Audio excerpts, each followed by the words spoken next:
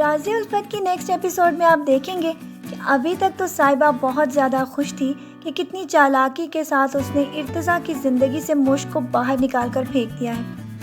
لیکن اسے کیا معلوم تھا کہ آگے جا کر اس کی خوشیوں کو بھی گرہن لگنے والا ہے، کیونکہ جو لوگ دوسروں کی زندگی کو برباد کر کر اپنے لیے خوشیاں حاصل کرتے ہیں،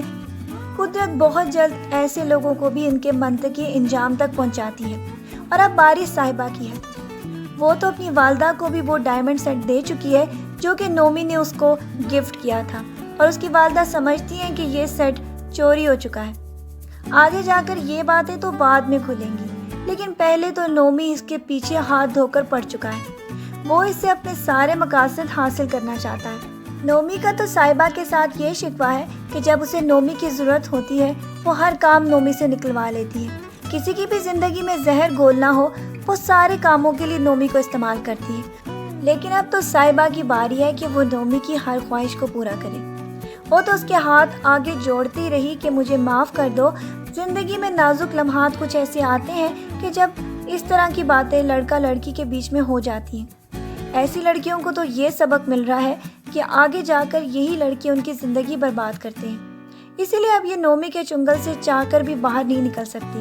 اور نومی اس کو اپنے مقصد کے لیے استعمال کرنے والا ہے۔ اور آگے جا کر آپ دیکھیں گے کہ نومی اس کو بلیک میل کر کر اس کی بہت ساری زندگی میں عذاب پیدا کر دے گا،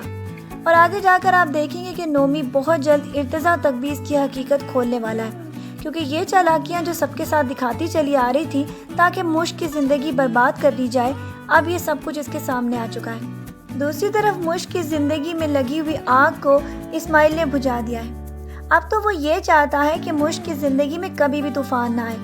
ارتضیٰ نے تو اس کی زندگی کو آگ میں جلا کر رکھ دیا تھا،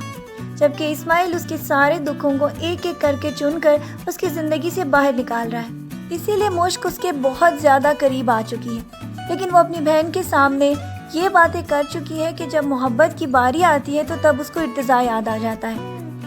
ان تمام باتوں کو تو اسماعیل نے پیچھے سے سن لیا تھا، لیکن وہ چاہ کر بھی مشک کے دل میں اپنی محبت کو پیدا نہیں کر پا رہا۔ اسی لیے تو مشک اب موہنی سے بھی بہت زیادہ محبت کرنا شروع ہو گئی ہے۔ جیسے اسماعیل اس کے سارے دکھوں کو اپنا دکھ سمجھتا ہے، ایسے ہی مشک بھی اس کے سارے خاندان کے سارے مسائل کو اپنا ہی سمجھتی ہے۔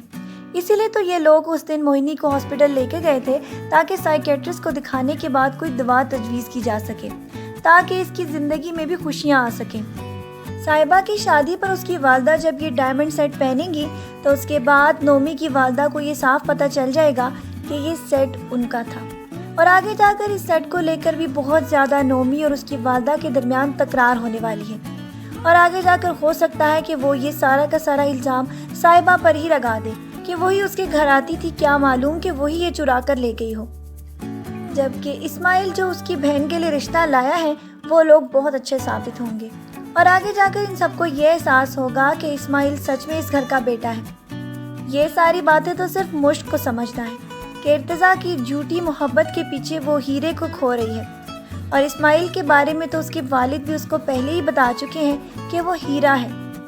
آگے جا کر نیکسٹ ایپیسوڈز میں آپ دیکھیں گے کہ مشک کو بھی اس بات کا احساس ہو جائے گا کہ وہ اسماعیل کے بنا نہیں رہ سکتی۔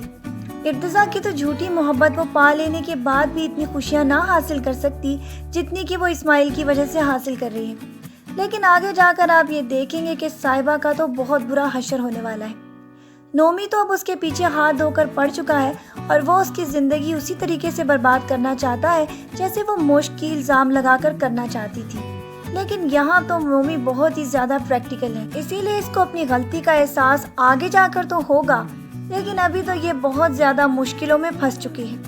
آپ کو یہ پرومو کیسا لگا اپنی رائے سے ہمیں ضرور آگاہ کیجیے گا، اور مزید ڈرامہ پروموز کے لیے ہمارا چینل دیکھتے رہے۔ اپنا ڈھیر سارا خیال رکھیے گا، بہت ساری دعاؤں کے ساتھ۔ اللہ حافظ۔